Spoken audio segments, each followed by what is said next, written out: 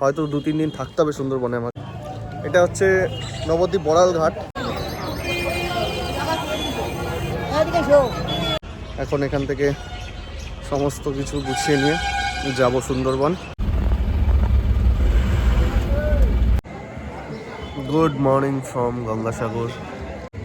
আর আমি একদম রয়েছি কপিলমুনি মন্দিরের সামনেই।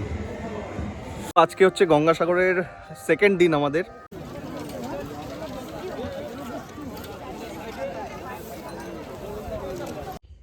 Hello guys, welcome back to my channel. আরও একটি নতুন ব্লগে সকলকে স্বাগত জানাই। সো আজকে যে ব্লগটা হচ্ছে সেটা একটা ট্রাভেল ব্লগ হবে। তো আমি আজকে ডিউটি পারপাস যাব সুন্দরবন। তো সেখানে গিয়ে কী করলাম না করলাম পুরোটাই ব্লগে থাকবে, চোখ রাখো।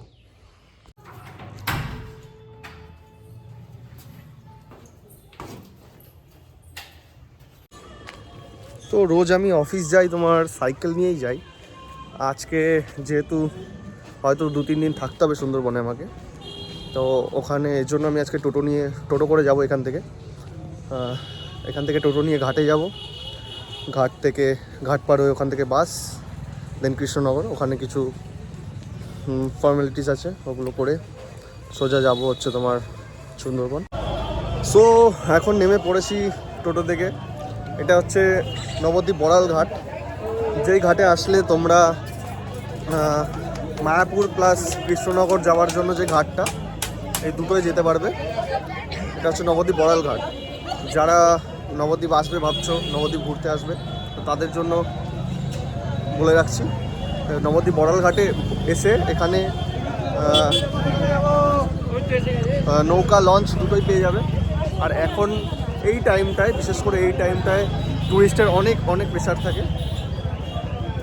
আর নবদ্বীপ ঘাটের ঠিক একদম পাশেই নবদ্বীপের যে স্পেশাল লাল দই, যেটা ক্ষীর দই, এটা এখানেই পাওয়া যায়। দোকানটা দেখাবো। এখন যে টুরিস্টের যে ভিড়টা রয়েছে সেটাও তোমাদের একটু দেখাবো।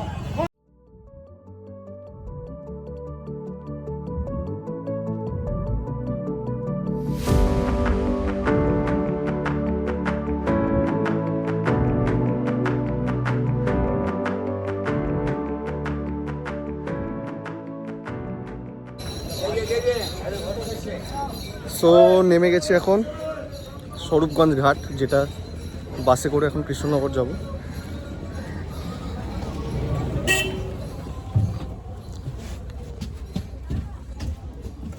তো কৃষ্ণনগর যাওয়ার জন্য এইটা স্বরূপগঞ্জ ঘাট। এই স্বরূপগঞ্জ ঘাটে তুমি যদি বাস স্ট্যান্ড যেতে চাও তাহলে এখান থেকে বাস পেয়ে যাবে। স্টেশন যদি যেতে চাও অটো করে যেতে পারো কৃষ্ণনগর স্টেশন।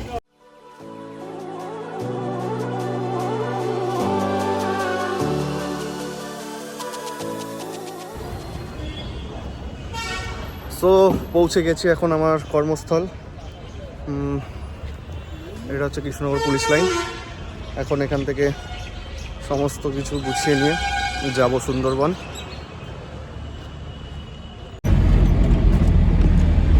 সো সব ফর্মালিটি কমপ্লিট। এখন আমরা বেরোচ্ছি সুন্দরবনের উদ্দেশ্যে। সঙ্গে মুকেশ দা আর দাদা রয়েছে। এখন যাব আমরা সুন্দরবন পিডিতে, ওখানে গিয়ে রিপোর্ট। তারপর চলো, রাস্তায় যেতে যেতে অনেক অ্যাডভেঞ্চারাস ঘটনাগুলো হবে, সেগুলো দেখানো হবে সব।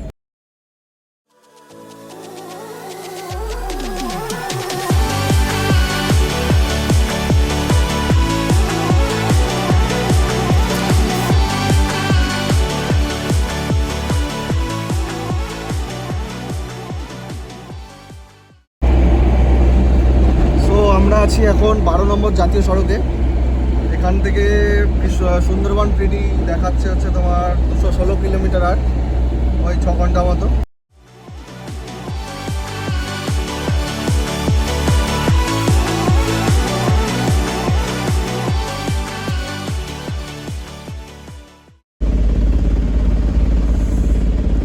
এখন বাজে 3:40। এখন আমরা পৌঁছে গেছি মধ্যমগ্রাম। এর মাঝে একটু ঘুমিয়েও নিয়েছি, আর এখন পুরো জ্যামে ফেসে আছে। আর মোটামুটি এখনও 5-6 ঘন্টা তো লাগবেই সুন্দরবন পৌঁছাতে। আর এর মাঝেই দুটো বন্ধুর সাথে দেখা হয়ে গেল।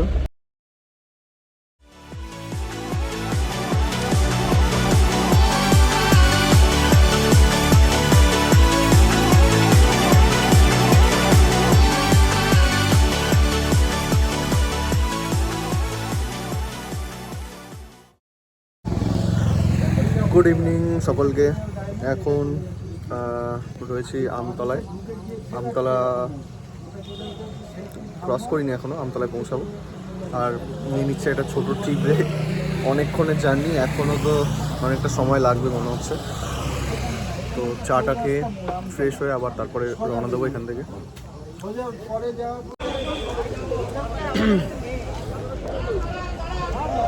এখন বাজছে রাত 10:12। রাত 10:12। এখন আমরা রয়েছি সুন্দরবন পুলিশ লাইনের এখানে জেটি ঘাট।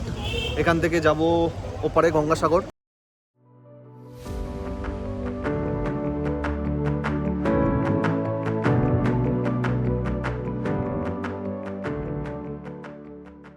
এখন ফেরিঘাটে রয়েছি। ফেরিঘাট থেকে সুন্দরভাবে গাড়িগুলো ওই যে রয়েছে পেছনে পেছনে জাহাজটা রয়েছে, ওই জাহাজে সব গাড়িগুলো তুলছে, ছোট বড় সব গাড়ি। অনেকগুলো, প্রায় 30-40টা গাড়ি একবারে জাহাজে উঠে যাবে, উঠে চলে যাবে ওই পার গঙ্গাসাগরে। দেখছি এখন আমাদের গাড়িটা কোথায় আছে, ওখান থেকে আমাদের গাড়িতে গিয়ে এখন উঠবো।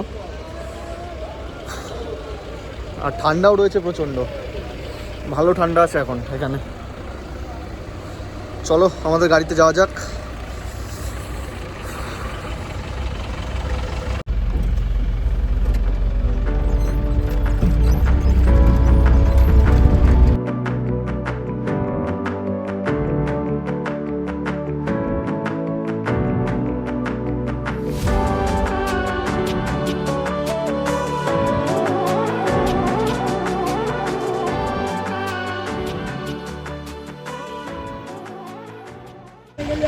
এখন রয়েছি গঙ্গাসাগর যাওয়ার উদ্দেশ্যে জাহাজের উপরে।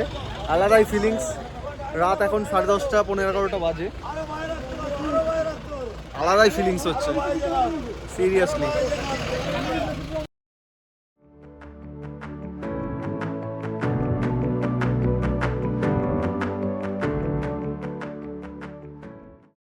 এখন রাত 11টা। আমরা রয়েছি ভেসেলে। ভেসেলে প্রায় 30-40টা গাড়ি রয়েছে একসাথে। আর এখন সাগরের ওপরে আলাদাই ফিলিংস। কি মুকেশদা? সেরা ফিলিংস। লাইফে পয়সা দিয়েও এসব জিনিস পাওয়া যাবে না।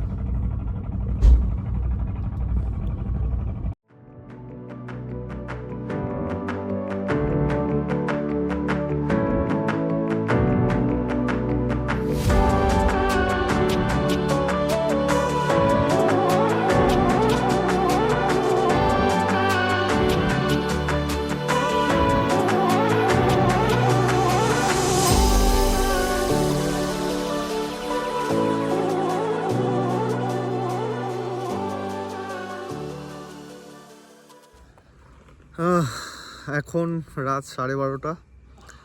এখন এই সবে এসে পৌঁছালাম গঙ্গাসাগর মেইন মন্দির, কপিলমুনি আশ্রম, যেটা কপিলমুনির মন্দির।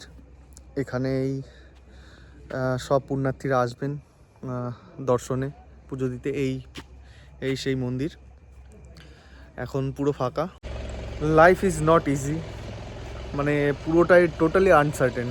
আজ সকালে আমি জানতাম না যে আমাকে এখানে আসতে হবে, আর আজ রাতে আমি এখানে উপস্থিত।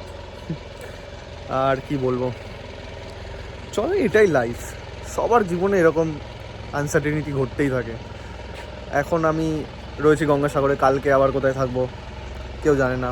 আর তোমরা যারা ভাবো যে পুলিশরা অনেক খারাপ হয়, পুলিশদের অনেক রকম খারাপ গুণ থাকে, হ্যাঁ, সব ডিপার্টমেন্টে সব রকম কাজেই মানুষের অনেক রকমই এক্সপিরিয়েন্স হয়।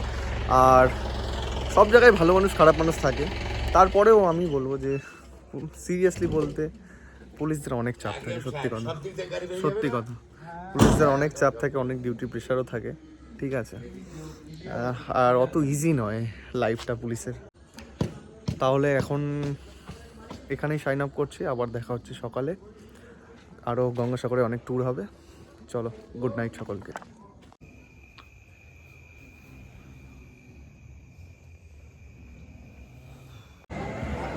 Good morning from Gangasagar. কালকে অতিরিক্ত ঠান্ডা ছিল, আমার তো ঠান্ডায় লেগে গেছে প্রায়। ওইখানটায় আশেপাশে অনেক লোক, সব পুণ্যার্থীরা সবাই পুজো দিতে এসছে, আর আমি একদম রয়েছি কপিলমুনি মন্দিরের সামনেই।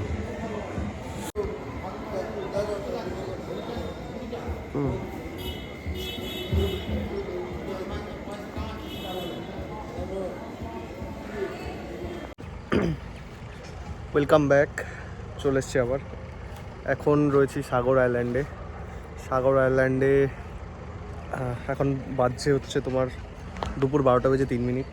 আর এইগুলো হচ্ছে সাগর আইল্যান্ডের গঙ্গাসাগর মেলা উপলক্ষে যেগুলো পুণ্যার্থী এবং সমস্ত যাত্রী পুলিশ কর্মীদের জন্য থাকার ব্যবস্থার জন্য যেগুলো বানানো হয়, এগুলো হচ্ছে হোগলা পাতার ঘর। এই হোগলা পাতার ঘর মেইনলি এখানকারই লোকজন যারা আছে, লোকাল লোক, তাদের দিয়েই বানানো হয়। আর আলাদাই ফিলিংস, এগুলো আলাদা করে সেরকমভাবে কিছু বলে বোঝানো নেই। আমি একবার ঘরটা ঘুরিয়ে দেখাচ্ছি তোমাদের।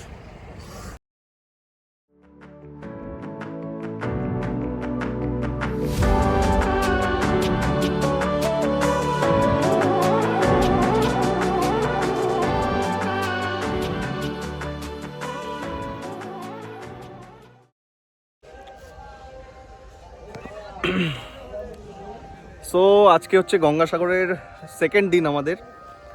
আমরা এখন গ্যাস সিলিন্ডার, হাঁড়ি কড়াই এগুলো জোগাড় করে শুরু করে দিয়েছে। আমাদের পিকনিক টাইপস হচ্ছে, রান্নাবান্না শুরু হয়ে গেছে। আমাদের সঙ্গে দাদা আছে, দুজন মিলে এখন চলছে। এখানে ভাত হচ্ছে, এখানে হবে বেগুন ভাজা আর ডিমের অমলেট হবে। এই চলছে এখন। দুদিন তো ফাটিয়ে পিকনিক করব আমরা এখন। তারপর বাকি জানি না কি হবে, ডিউটি কি হবে জানি না, দেখা যাক। চলো, গুড ইভিনিং। আজকে ডে 3 গঙ্গাসাগরে। এখন আমরা রয়েছি সাগরের একদম কিনারে, সাগরের পাড়ে একটু ঘুরতে। এখানে সাগরের পাড়ে রয়েছে, এখানে অনেক লোকজন রয়েছে আশেপাশে। আমরা একটু এখানে এসছি ঘুরতে, 3 জনে এসছি। এখন মোটামুটি জোয়ার, একটু পরে জোয়ার আসবে। এখন ভাটাই রয়েছে। আর এখানে অনেক পুণ্যার্থীরা আসছে, এখানে তোমার প্রদীপ জ্বালাচ্ছে ঘাটে। সবারই একটু পুণ্য লাভের আশায় আর কি।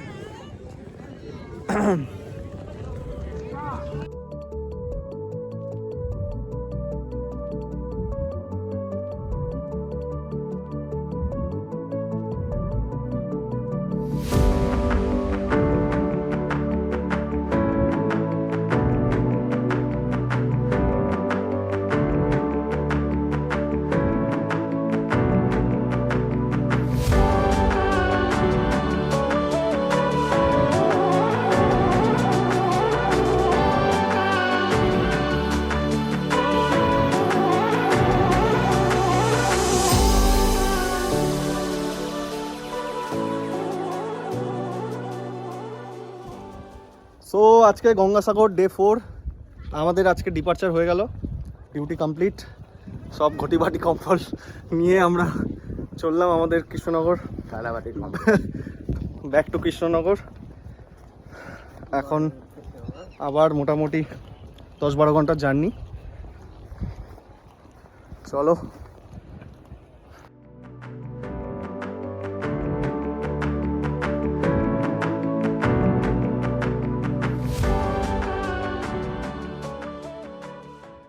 সো সেই রাতেই গঙ্গাসাগরকে টাটা বাই বাই করে রাতারাতি ফিরে এলাম আমার কর্মস্থল কৃষ্ণনগরে। সো ব্লগটাও তাহলে এখানেই এন্ড করছি, দেখা হচ্ছে পরবর্তী ব্লগে। সকলে সুস্থ থাকো, ভালো থাকো, হাসতে থাকো আর দেখতে থাকো আমার ব্লগ। ও হ্যাঁ, ভিডিওটা যদি ভালো লেগে থাকে লাইক, কমেন্ট, শেয়ার এবং সাবস্ক্রাইব কিন্তু মাস্ট।